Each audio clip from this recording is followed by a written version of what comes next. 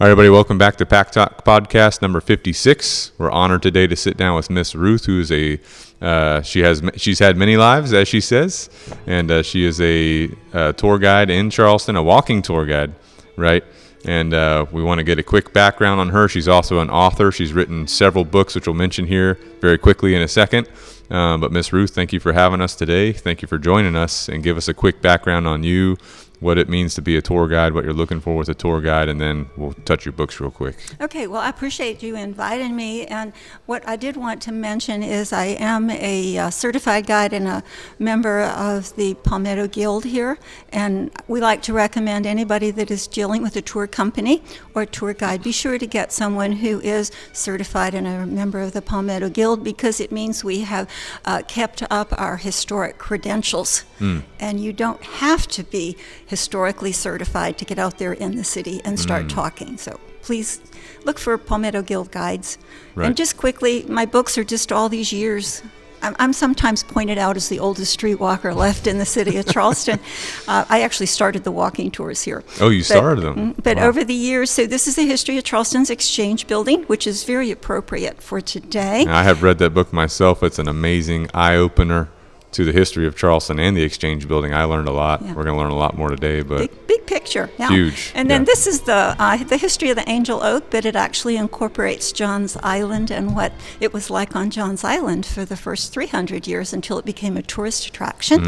And then this is the one I'm really most excited to have finished, and this one is my Slavery to Civil Rights book. And it is the African American History Walking Tour of Charleston. Lots of things in there that I think people are not aware of, right, whether they're African American or European American. Right, absolutely. Okay. So thank you for that. And these are all available on Amazon, correct? You can get them. They're available at any of the gift stores in downtown Charleston, and such around that. Yeah, awesome. They might not necessarily be on Amazon. Okay. Yeah, so you guys check those books out if you're interested in learning more. Right. Obviously, get with the Palmetto Guild tour group if you're interested in taking an actual tour. Right. But we're here today. It's July 4th, and we want to talk about the American Revolution. We want to talk about Charleston's significance. So, Miss Ruth, kick us off. Well, where do we begin? So, one of the things that we first have to look at when we look at Charleston history is that virtually anybody in America coming to our city expects to be overwhelmed with the Civil War.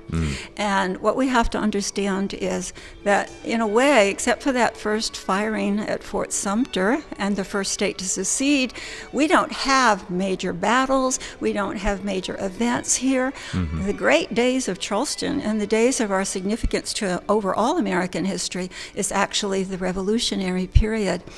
But we're no different than any other country in the world, and when you win the war, you write your version of history. Right. So we've read Northern history ever since 1865, which would lead you to believe the whole revolution took place in Boston, New York, and Philadelphia.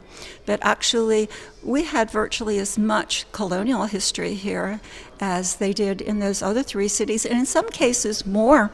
So we have to see why and how Charleston as a colonial city was written out of the history books. Why were we the richest city in colonial America? Why did we have more money per capita than New York City in 1776? Well, we're the oldest permanent English settlement south of Virginia. And when the colonists came here, they're looking for ways to make money. They built the original city right here where we're sitting. And that goes back to the year 1680. So looking for ways to make money, it turns out we're the best place in the world for one crop, and that's going to be rice. So we were actually the rice bowl to the Atlantic world. We exported 75% of the rice out of the port of Charleston, South Carolina. That's crazy. Carolina gold. People love rice. I love rice. That's good. But the thing is, we have the perfect climate for it. We have the perfect pluff mud. It loves pluff mud. And now what were we missing? What we're missing the most is we don't have the labor to produce the rice. So when they discover rice is the way to go, very important, over half of our early settlers here are from the West Indies. They're not from England proper. And as a result, they are already used to slave labor. And so from the beginning, it is primarily going to be the enslaved and the Africans that are going to be growing the rice. So only 2 years after our settlement, the Royal Africa Company is established, and we're going to be bringing the enslaved people from Sierra Leone, because that's the rice belt of Africa. And I think it's important to think about that, because while it's rice going out, it's the enslaved coming in. And so this city had a black majority by the year 1710. And you know, we walk on these streets today, and what do we see? Tourist walking into tourist. Right. And it is no way in your mind to put back how different the people on the streets would have been. But 1710, we had a black majority in this city, and that would have been primarily African and native born in Africa, not the second and third generations here. And we still had an African American majority right up until the 1960s. But we're going back to the time of the Revolution. So by 1776, we're richer than New York, Philadelphia, or Boston per capita. We are one of only 4 cities in colonial America. There were only 4. And it's hard to imagine this was a city. Yeah. Anything over 10,000 people was a city, okay? Besides rice, we're also, by the way, exporting timber, very important, all of our virgin forests, and indigo is more of a minor crop, but indigo. So here you have this great wealthy city, and we have a plantation system, which is not found in the other major colonies in the very, very beginning, the inception, because many of our early immigrants were given blocks of 12,000 acres, and they were given the titles, the lords of the manor, and we had the English law. The oldest born male child keeps inheriting, and this is why they keep intermarrying. And when I said we were the wealthiest city, about 1% of the population controlled 99% of that wealth. Wow. And this is the planter aristocracy. These are the founding fathers that come from here. Yeah. So we are working our way up to the mid-1700s, and this city, unlike the 3 to the north of us, is very Anglophile. They loved all things English. We are the most loyalist of the area, and the reason is we're so tied to the English. We're going to have 4 signers of the Declaration of Independence. All 4 of them read the law, Middle Temple, London, England. Wow. So if you think of the early colleges, they're all up north. The furthest south is William and Mary. Yeah. Yeah. Our men are being sent to England to be educated. Wow. And so there's a huge population here that is very pro-England. And then you're going to have more and more, they become resentful of what's going on. And the English start to pass these taxes. Really, a lot of it's because they got them so much in financial trouble. Right. So they're, we'll let the colonists pay for it. Right. So they start paying, they start enabling all of these taxes on the colonials, and these colonials who are educated in England think, well, we're just as English as the Englishmen, so why should we be paying for their war? So we're going to have to look at these the laws and the taxes. So the first one we're going to have is the Sugar Act. They're going to decide to tax sugar, and then that one has to get set aside, and then the one that really created a lot of trouble is the Stamp Act. Oh my golly, where they were going to have to buy a stamp for every piece of paper, every document. That really set everybody off. Oh, yeah. And here in the city of Charleston, they had, these are the people who are rebelling, right? The patriots, you might call them today, that are rebelling. They had a funeral procession of 2,000 people marching through the streets of Charleston, and they went to the home of the stamp collector. Uh-oh.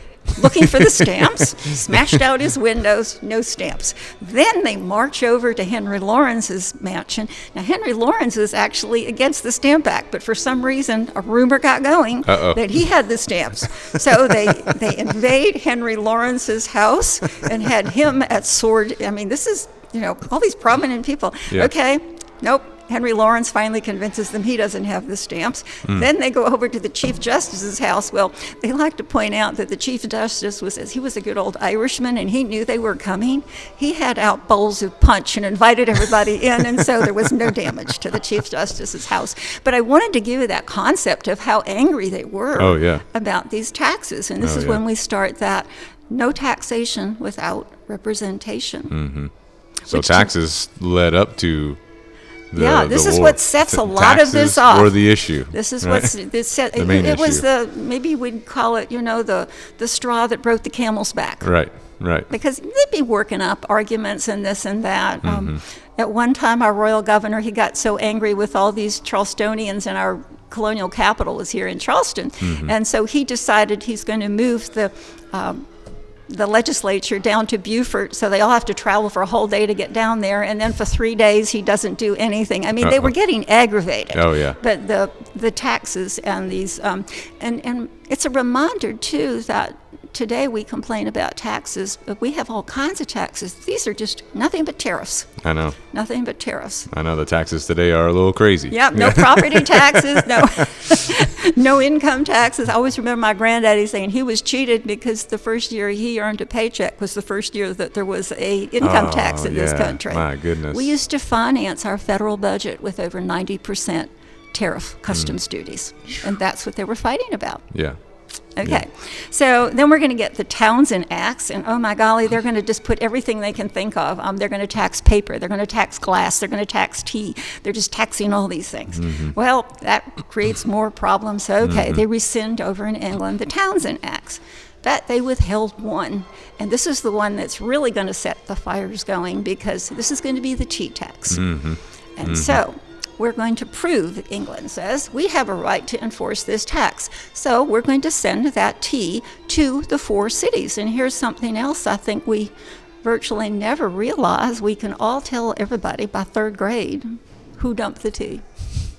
Well, in your book, it's Charleston that started it. Well, no, but who's the one that we've all learned about that dressed up like Indians and went out at night? Oh, yeah. Good old Boston. Yeah, okay? Boston Tea Party. Boston, the Tea Party. I mean, that's in every school book. That's why you got to read your book, because your book's got the actual events, Well, the thing is, and this is back to the North writes its version of American history, because they did win the war.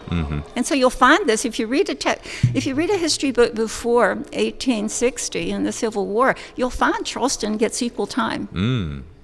But then they get written out, which in a way is great, because it's that poverty that preserved us for the next 100 years. Right.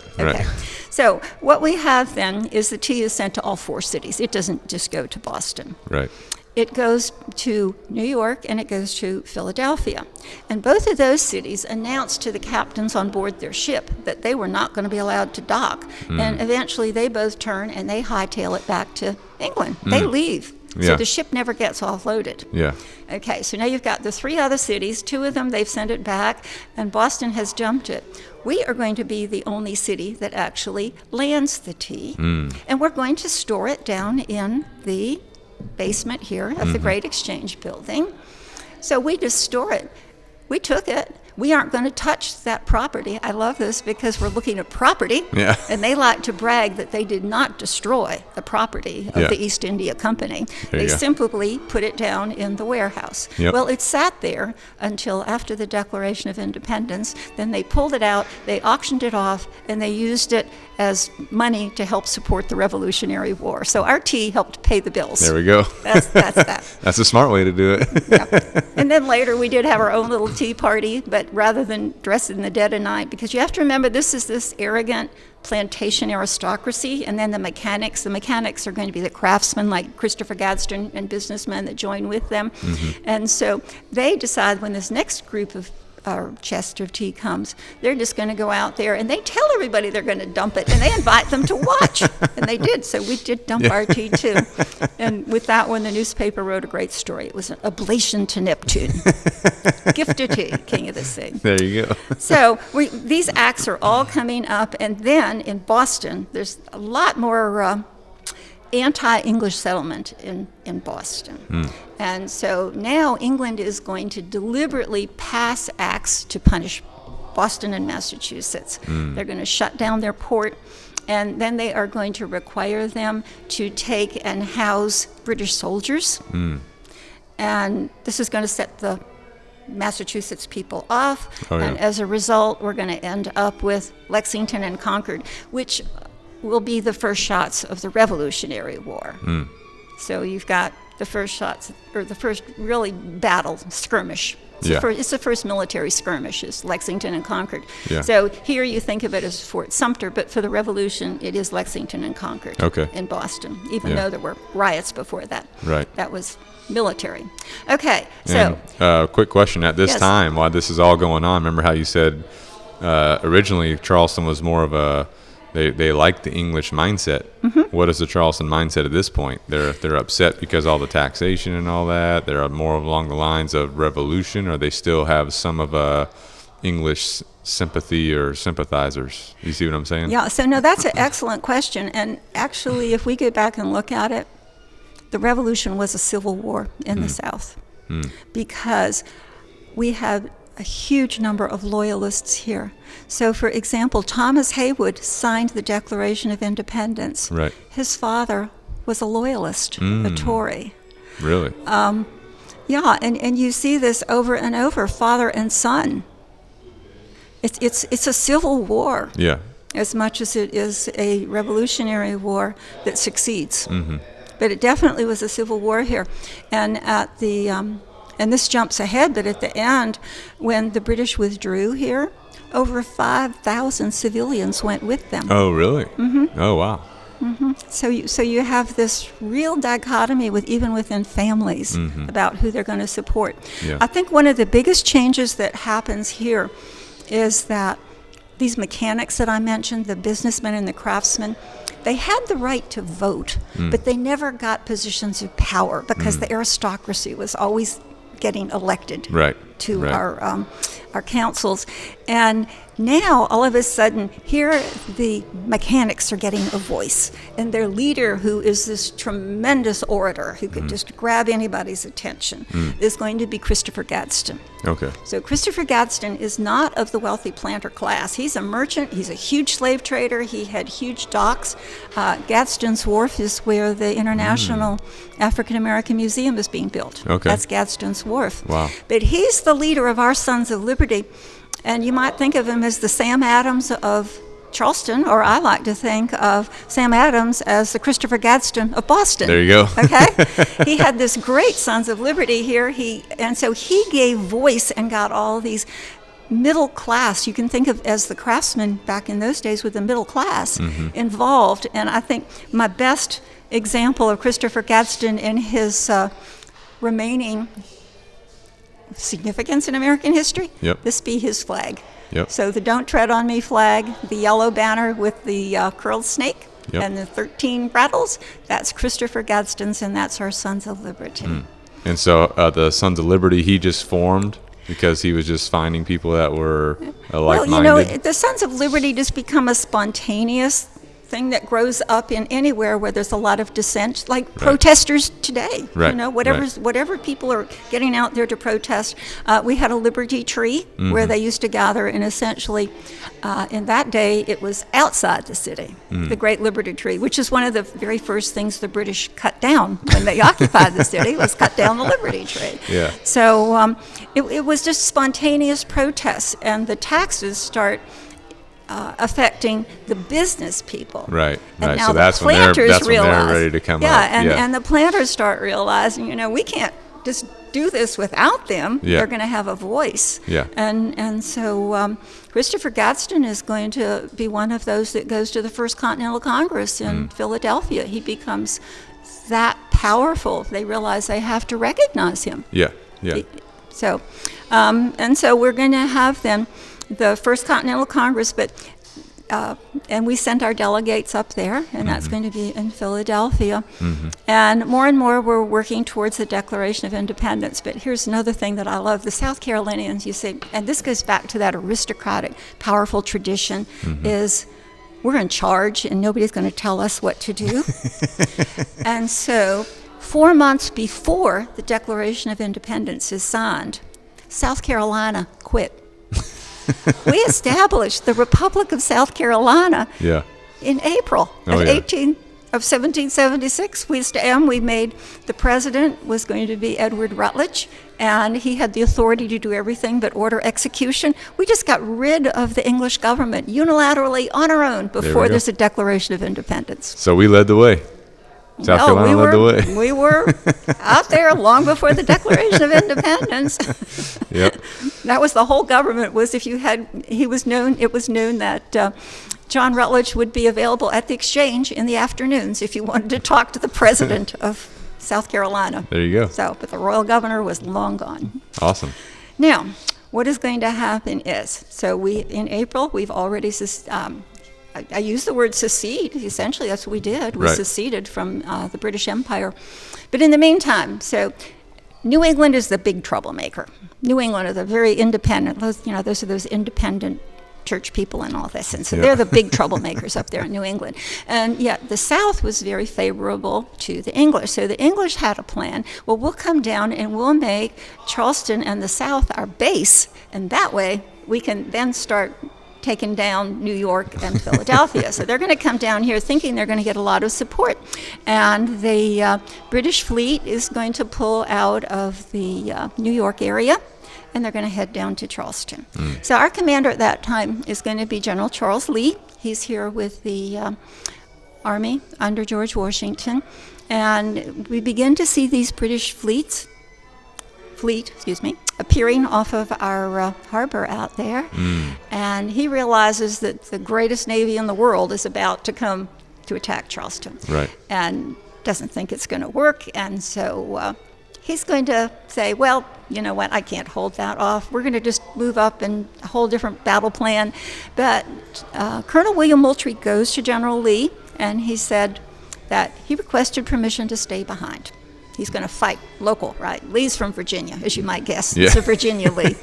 And so Moultrie, the local, said, I want to stay behind. I have several regiments, and we want to fight. And so he gives them a little ammunition, not a whole lot. And so Moultrie hustles out to Sullivan's Island. And they put a fort up on the tip with the only material you have on a sea island. And that's going to be palm trees and sand, right?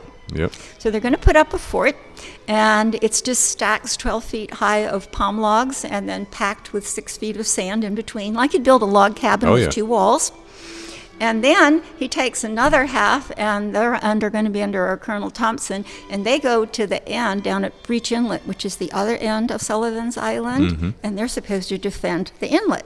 Right. Well, here's the British plan. They had over 40 ships. I mean, this is a big navy. Yeah. They brought about 3,000 Marines with them. And they decide they have the perfect weather. This is sailing ships, so weather counts. And it's going to be the end of June, 1776. So they begin pounding the fort. Pointless, because as we all know, in a hurricane, what does a palm tree do? Bounces back. Bounces back. Yep. Pound the fort. What does the cannonball do? Bounces back. You can't damage this fort, right? Yep.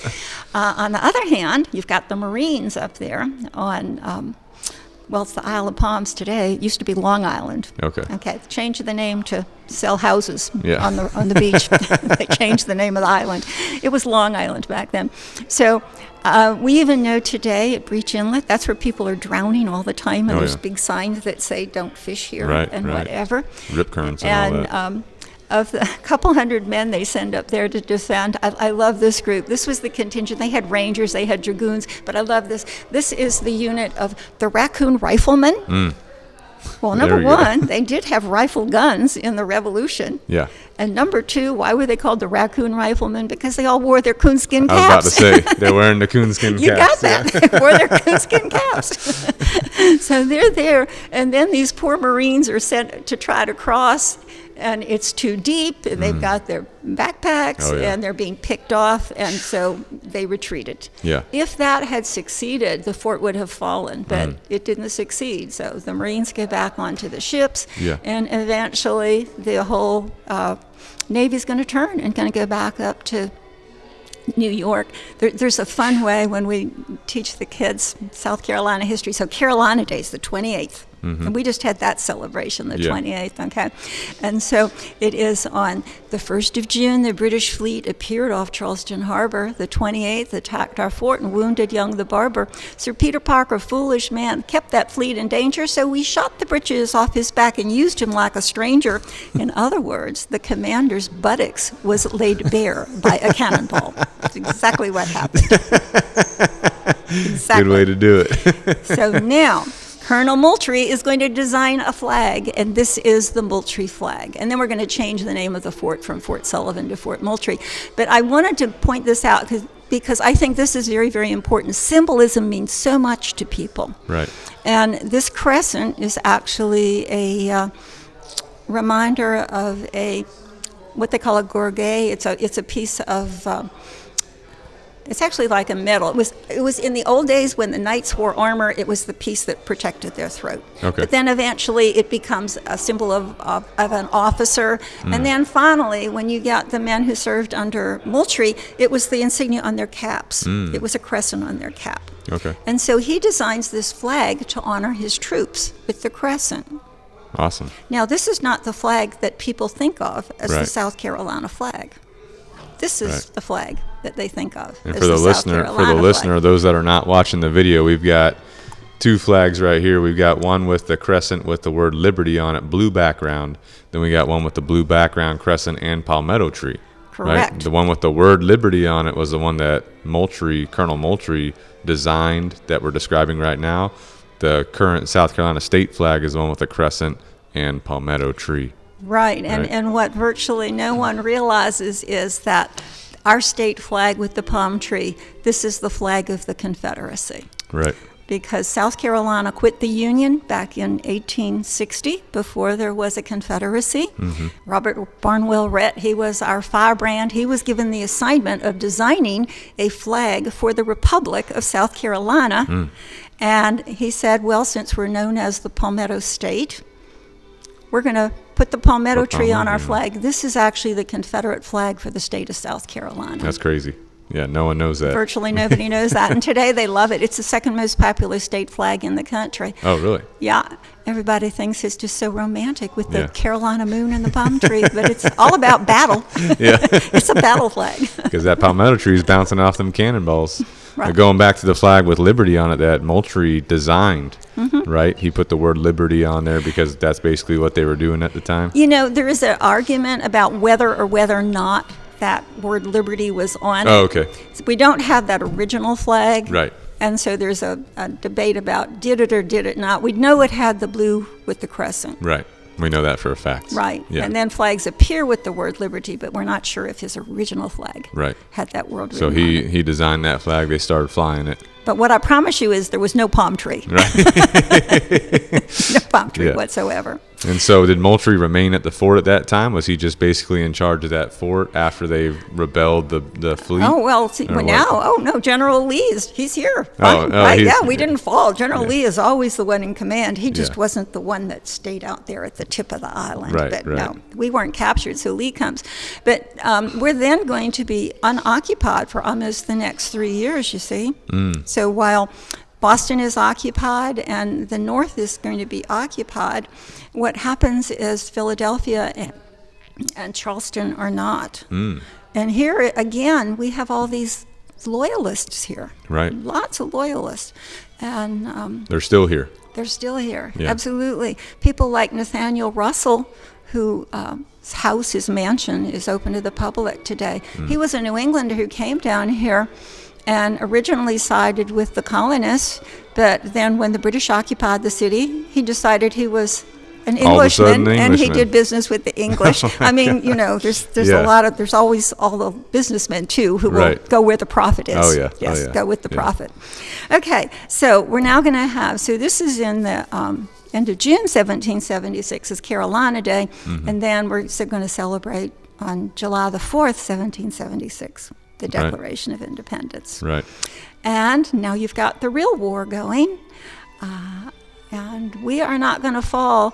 Actually, we don't fall for over 3 years. But the answer is if you can't take them by sea, how do you take them? By land. Yeah. Yep. So you can't get them by sea. They didn't have air back in the day. No, No that aircraft. option. No option. Although they did have artillery. There you go. Artillery. So what's going to happen then? They take them by land. So the British are going to march up the coast. They're going to cross the Ashley River, and then they're going to come down the peninsula. Now, it's hard to imagine how small a city was in 1776. The northern boundary for Charleston was Calhoun Street. Well, real quick, we're doing a quick video with Ruth, which we already did the walkthrough of the building. We did look at that model, right? And that's what we're talking about right now, right? Okay. The model. The walled city is going way, way back to the 1600s. Okay, so it's expanded a little bit by this point. We're going to expand. We're going to have filled in the creek bed on the north side. Oh, okay, so all that's already happened. And we're going to have some people out there living in Ragboro and such. But the Calhoun Street today, the name of it was Boundary Street. Okay. So if you're familiar, down on Calhoun Street, we have Marion Square. Oh, yeah. That was the drill field for the militia in the Revolution. There we go. And the reason that property is still there and not built upon, because as we all know, city government, if they owned it, it would be sold and the cash would be there. That piece of property is still owned by the direct organization, the Washington Light Infantry, that fought under George Washington in the Revolution. They own that property. Oh, wow. And they rent it to the city. There we go. So amazing. So that was outside the city limits. Okay. So up to that point is where the city was at this point in time. Yeah, the city boundary was up there at Calhoun we got the Street. English Army marching down, right? So what takes place? So what happens is, now we're going to build a new wall. Now we're going to have a wall that goes from the Ashley to the Cooper River and essentially paralleling Calhoun Street today. And there's still a remnant of that wall down there at Marion Square. You can see it, a remnant of the wall. So the commander here at that time, different commander now, we have General Benjamin Lincoln, who was not very obedient to his commanding officer. He had the entire Southern Army here. He had over 5,000 of George Washington's army here in the city. Those were regulars, militia, and he was under direct orders from his commander, don't lose my army. It's my army. And he is conned or talked or whatever, who knows why, he disobeyed, and he finds himself trapped in the city of Charleston with the entire army. So the city's under siege at that wall up there where, and also remember the city was much smaller to the west because Calhoun Street was pretty much river. Right, exactly. On the west side. So for 30 some days the city's under siege. It was starved out and it was surrendered. So on that green, Marion Square, over 5,000 Americans were surrendered to the British Army. It is the largest surrender of Americans in our history, with the sole exception of Bataan in World War II. No other time were over 5,000 Americans surrendered. So, that's the siege. Was the British Navy here as well, blocking off the seaport? It's easy with the... They had a barricade or they had a blockade out there? Or? I'm not so sure that they had a big blockade, but we didn't really have a navy, if you think about it, at the time of the Revolution. Right. So we were basically just holed up in the city. We were talking about pirates earlier. Right. The judge in town would just tell the ship's captains they've got to go out and help catch the pirates. We didn't have a navy to go catch the pirates. Yeah. So I'd never actually thought about that, but we really didn't have a navy. Alexander Hamilton is going to be in the founding of the Navy, so it's John Paul Jones, that's Navy. Right, exactly. But, all right, so we surrender 5,000 Americans. We surrendered 5,000 men here. And the British now are going to take over. And this is when we have such an influx of loyalists. And we have a huge influx of enslaved people because they're thinking if they come into the British will set them free. And the British did offer certain things that if they served for 2 years, for instance, the British needed cooks. They need laundresses. And they had things like if you served for 2 years, you were going to be given your freedom. But what happens is a lot more enslaved people came into the city than ever are going to be freed. So that we actually were run by the British, and that is when they're going to take these patriots we talked about and put them down in the dungeon. And this is the building that the British made their headquarters. So they're here in their headquarters, right where we're sitting. They're sitting on 10,000 pounds of gunpowder underneath them, right? And all of those and patriots. To touch on that real quick, it was Colonel Moultrie, correct, who put the gunpowder down there. He hid it away. Nobody knew it was there. You got and then the British occupied. They had their headquarters in the building. They had the prisoners down. They didn't even know there was gunpowder that could have blown the whole thing up. Blown the whole building up. Set it off. Oh, well, I guess neither side really would want to build it because they're going to blow up themselves. Oh, right. Well. Okay, so here we go. So now the British are in charge, and we have all kinds of things go on here. You know, not everybody was happy with the British. They keep locking them up. There's talks of, and there's records of women who insulted a British soldier being put down Oh, my in goodness. the provost, Yeah. Which would be terrible in those days to Oh, put yeah. a woman in Oh, prison yeah. for insulting. Absolutely. Right? And you get heroic stories that one of the men that died down there, he was so trying to help that he said, just bury me here in town and carry my casket out full of weapons so that it gets, I mean, there's all these stories about people that were heroic in that dungeon. And since we're on the eventual winning side, we have to look at the heroes on the winning side, right? I'm sure there were heroes on the other side too. And so eventually the news gets here that the British had surrendered at Yorktown, and then you get the Treaty of Paris, which ends the Revolutionary War, and the British pull out, and that's when they pull out with over 5,000 and with 4,000 enslaved people. And they kept good records of this. They called it the Book of Negroes, and every African American and enslaved person they took, they have down their name and where they took them, and the majority of them actually were taken to Jamaica to work on the sugar plantations. Oh, wow. So we are now the United States of America, okay? And what's going to happen is we have the laws called the Articles of Confederation. It's not strong enough. Then they decide we need a constitution. Yeah. And now we're going to have 4 signers of the Constitution from here. And this I really enjoy when I talked about how incestuous these families were. Oh, yeah. 2 of the signers are Pinckneys. How is that? They were cousins. 2 Pinckneys signed the Constitution. I mean, this is really an incestuous place. Okay, and this building and upstairs in the Great Hall, that is one of the last places standing where the Constitution was ratified, and we are now the United States of America. Awesome. There you go. There we go. And that's the story. Can you talk to us about when George Washington came down? I know we talked about it in the other video, but real quick for record. Sure. So I really have a great admiration for George Washington because he did understand that there was nothing tying these 13 colonies together except a common language. And when you look at how countries fall apart and go back together around the world today, look what goes on, right? Yeah. Oh, yeah. But he actually created a nation with simply his integrity and his willingness to communicate and to meet with everybody. And so there was such a difference between those northerners and the Midwest, the middle colonies and the southern colonies. And so he actually did the grand tour. He went everywhere. I grew up in New England. I used to tease that Washington slept here, Washington slept there, and then I come down here and George Washington slept here. But unlike a president today, he couldn't fly in for an hour. He spent 2 weeks riding a horse to get here. Yeah. And so then when he got here, he did stay for an entire week. And he really just brought together, and everybody knew what integrity he had. Here's one of my really wonderful examples. So I had always heard that George Washington refused to stay in a private home because he didn't even want the appearance that he is going to favor a family. Right. So that's why in New England he slept in all those inns. Yeah. Well, then I come down to Charleston, he slept in a private home. Why? Well, it turns out that the city did not think they had a place fine enough for the President of the United States.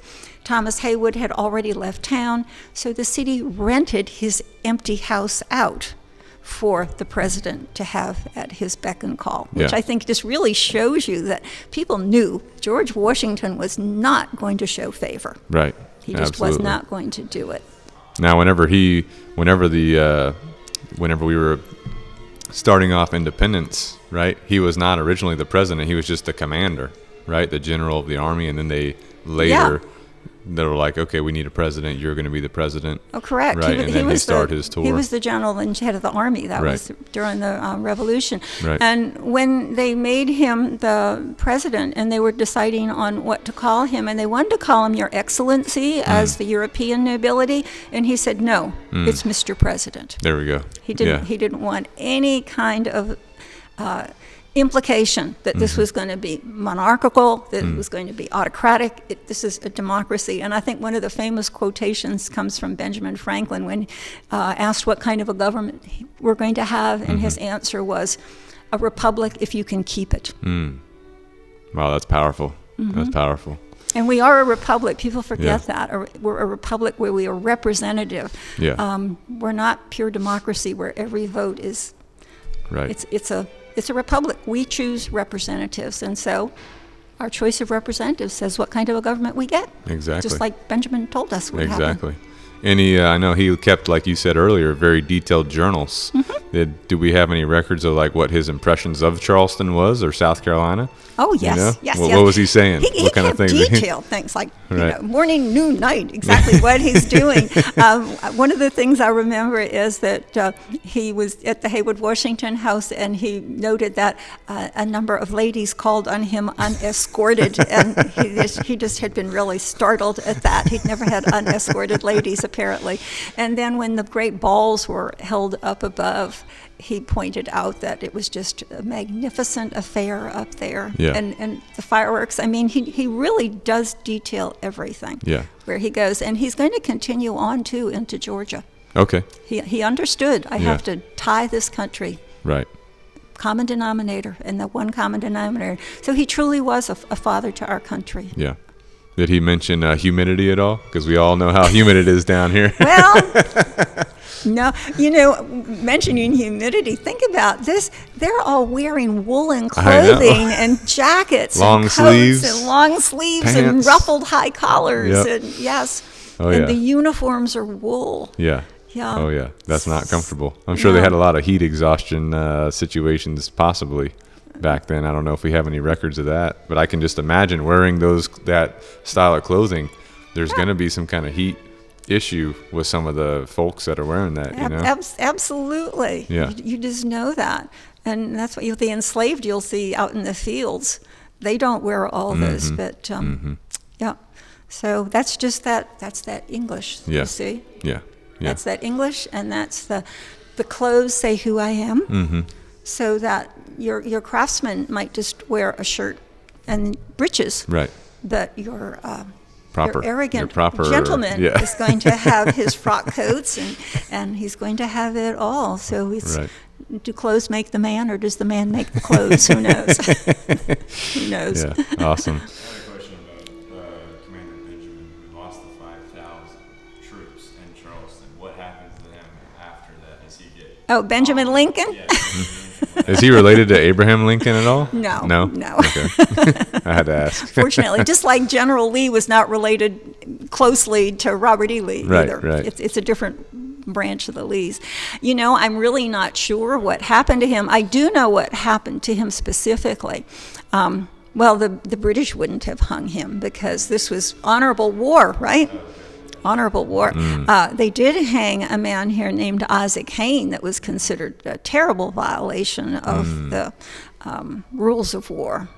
Is he the one who said he was gonna, they gave him an opportunity, the British gave him an opportunity to, revoke his American allegiance, and then he went back? Parole, right, parole. Can you tell that story real quick? Would you mind? Well, sure. So what happens is when the British did come into the city, obviously they're not going to keep 5,000 people and feed them in this tiny little. Our population was only 12,000, for goodness sakes. Right. And so what they do is they pretty much give them what they all call paroles. They had to sign a document that promised they would not go back and fight again for the partisans. And so Hayne is one of those who was paroled. And then he had gone back to his plantation, and as a result, somewhere along the line, the British lost the land there, and he is going to end up being caught by the British back fighting for the colonials. So they bring him into the city, and they order him executed.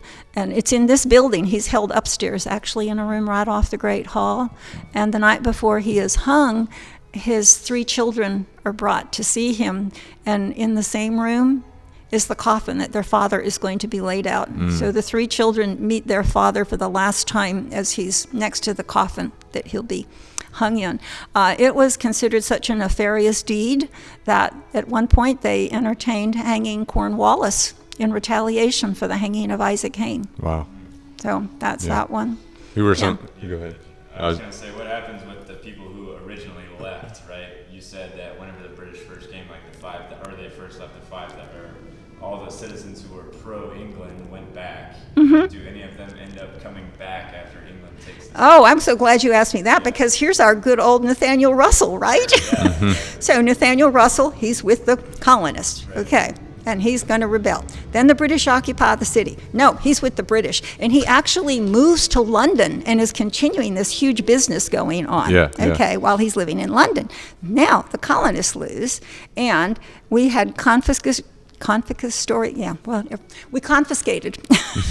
get that noun out, we confiscated the property of the loyalists, took away their lands and their properties and such. And so he had been a wealthy merchant, but they took away all of his lands. And so here's wheeling and dealing going on, and somehow he was then exempt and he was allowed to return to the city, and he went right back into business. And when we had the reopening of the slave trade, we reopened the slave trade for just 4 years after the Revolution, and he was one of the biggest slave traders. So he is going to bring, let me remember this correctly, 693 slaves. He brings 693 slaves into our port, sells them in those 4 years, and that's where he got the cash to build the mansion that we tour. So he flipped 3 times. Yeah. There's a lot of flip-flopping. He's going with the money. Yeah, a lot of flip-flopping, you know. Yeah. And this is getting outside of Charleston, but Benjamin Franklin, who's a leader in the Revolution, his son remained the loyal royal governor. What? Of New Jersey. Really? And we had one of ours whose father remained. I mean, it was just, this was a civil war. Yeah. It wasn't like everybody was on the side of it's just the winners who get credit. Yeah. And so that's why in the Revolutionary War, America is the winner. Yeah. And then in the Civil War, the North is the winner. And that's why you get different versions of history. Yeah. Who are some other key points or key people that helped in the Revolution? You know, because there's a lot of history in the Charleston area. You know, we talk about Cypress Gardens a lot. There was a lot going on there. Who are some other key names that you can think of that played roles in the Revolution? Yeah, here's one that we really need to think about. Yeah. And that's the swamp fox. Yeah.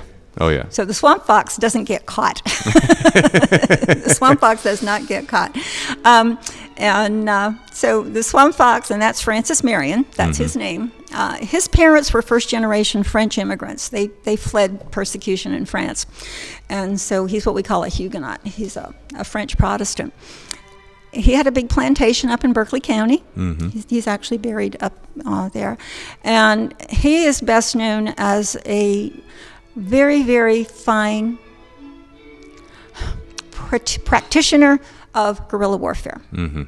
Oh, yeah. So we know all these swamps and wetlands and marshes that we have around here. So now here the British have occupied the city. But even before this, he's always attacking the British. He never had a huge army. He had just a small contingent that followed with him. But what he did is he always got ahead of the British. He always looked to where they were headed and where they were going. And then he would take his men and he'd go and he'd get all the people in the land and say, okay, they are coming. Join me. So you get all the local people, the farmers, and it's reminding me in a way right at the beginning of the Ukraine when Kyiv, and they were talking about the wetlands and the marshlands. Oh, yeah. And so they were stuck on the roads. Well, this is what happens with the British. They're marching their army on the roads, and there's good old maneuverable Francis Marion. He gets ahead of them, gets all the locals, and they attack them before they are able to get to where they're going. And it's fun to look at his campaigns because he's here, he's there, he's everywhere. I mean, it's one of those things. He's just everywhere, all over. He goes into North Carolina.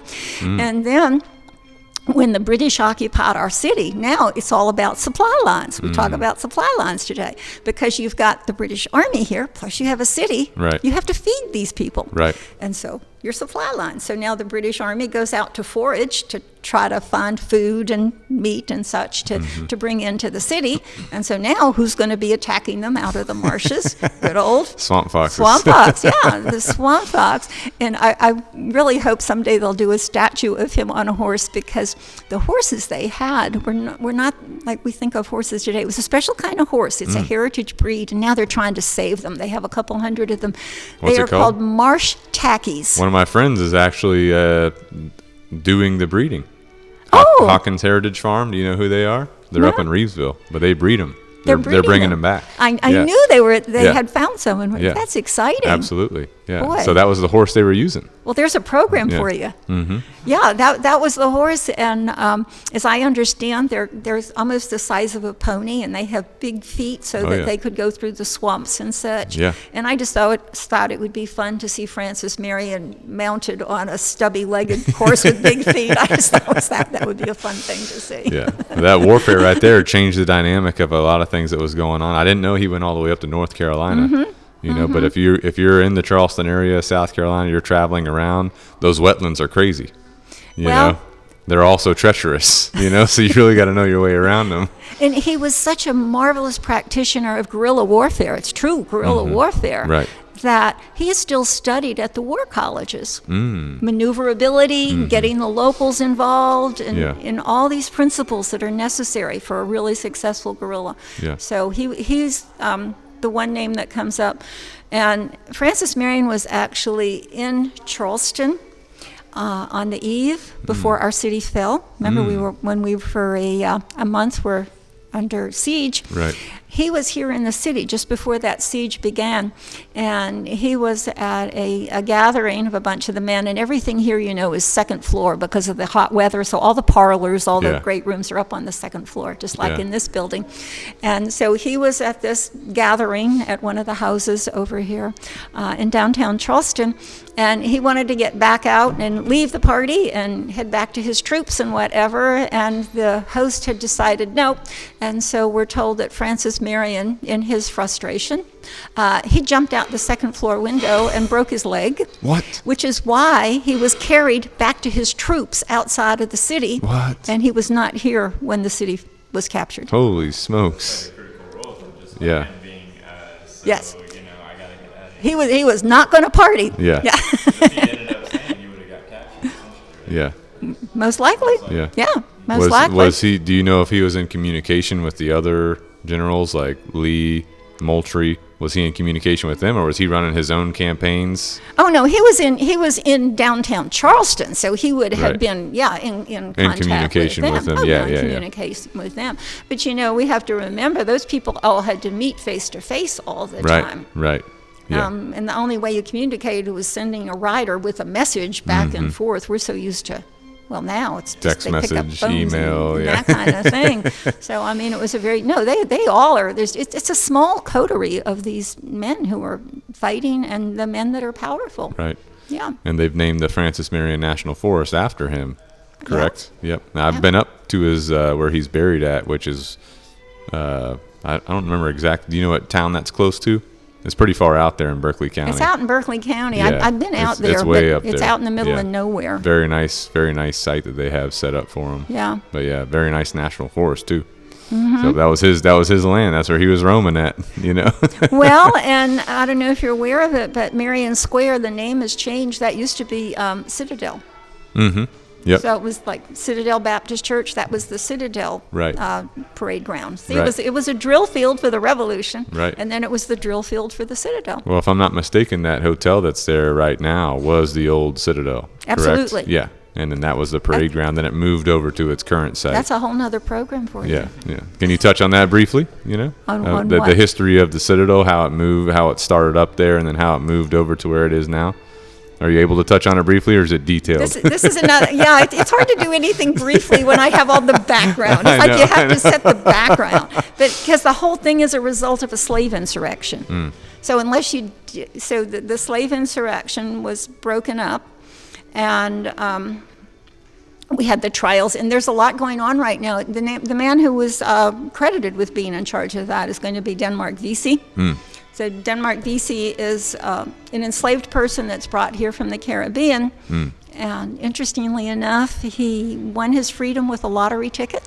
Wow. His owner let him buy his freedom. And apparently he got along with his owner because his owner not only let him buy his freedom, he took his owner's last name, which is very rare that they would, he'd actually, his owner was Vesey. Yeah. So Denmark Vesey is going to be considered as the head of insurrection that's planned, and it's going to be free people of color and enslaved people.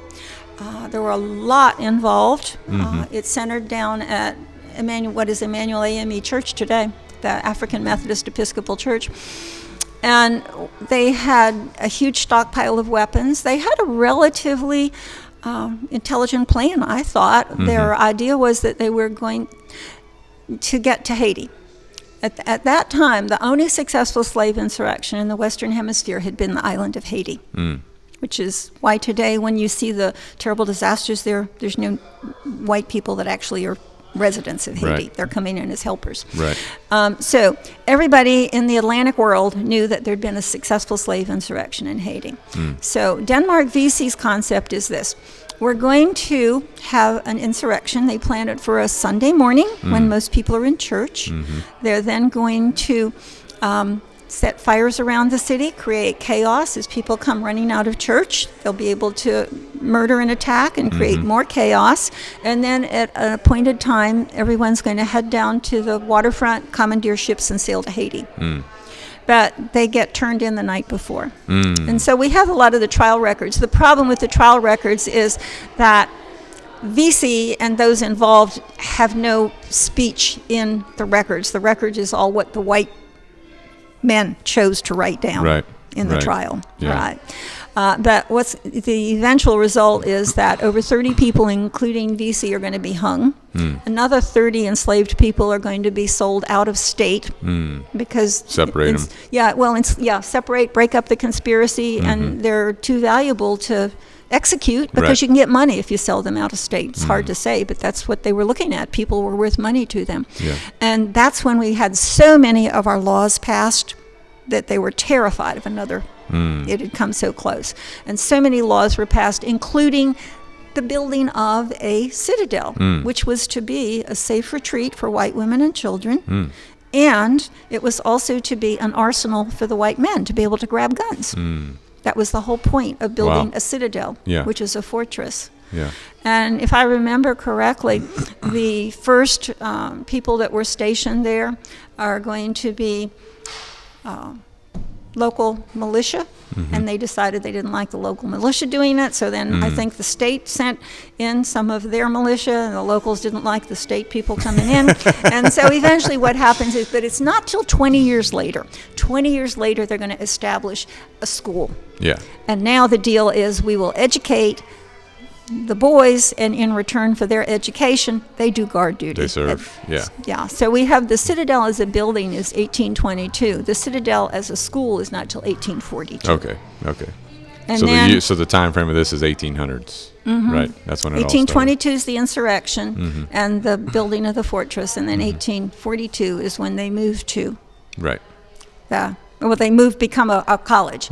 And yet they were still right down there on Marion Square, which is why it was called Citadel Square. It wasn't called Marion Square.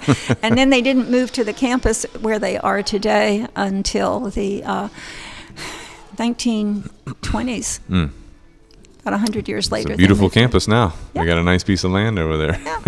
And it's really fun to go in the old Citadel, which is, as you said, a hotel today.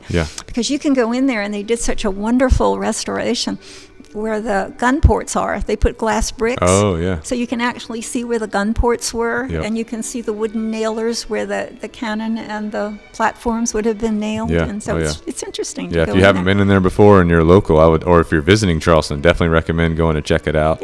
And Marion Square is a nice place to go to. There's lots of history down there. During the summertime, you got College of Charleston students all over Marion Square hanging out, doing their things. You got the Citadel people running by.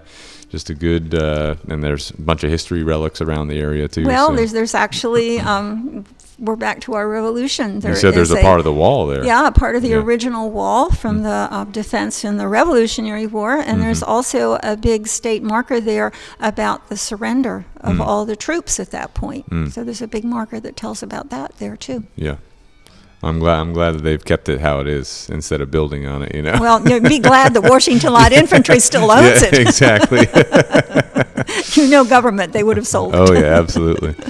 Well, I think we've covered a lot of information today, about specifically the Revolution and Charleston's role in it. We've talked about a lot of the key figures, we talked about the Swamp Foxes, right, which is a very cool part of history, but also critical to what happened. Is there anything else you want to touch on that pertains to the Revolution? The only other person I don't want to get in trouble because I didn't mention his name, would be the Gamecock, Thomas Sumter. Okay. And so kind of Which give Fort us... Sumter gets named after. But Exactly. Thomas Sumter isn't really so much located in our area. But just the whole idea he was known as the Gamecock. Yeah, why did he get that nickname? Yeah, because you see, that was a popular sport. And Yeah. I mean, that's an issue today about Cockfighting. cockfighting Yeah, here. yeah. It was a popular sport. And apparently, though, he was kind of short, too, and arrogant. And they said he strutted like a cock. So I've heard that version. So where was he mainly located at? He's going to be more in the upcountry. Upcountry, But then Fort yeah. Sumter is named for him. So Yeah. Awesome. that's Awesome. going to be revolutionary. All right, awesome. Well, Miss Ruth, thank you again for your time. Thank you for everything that you do and you share through your tours and your discussions.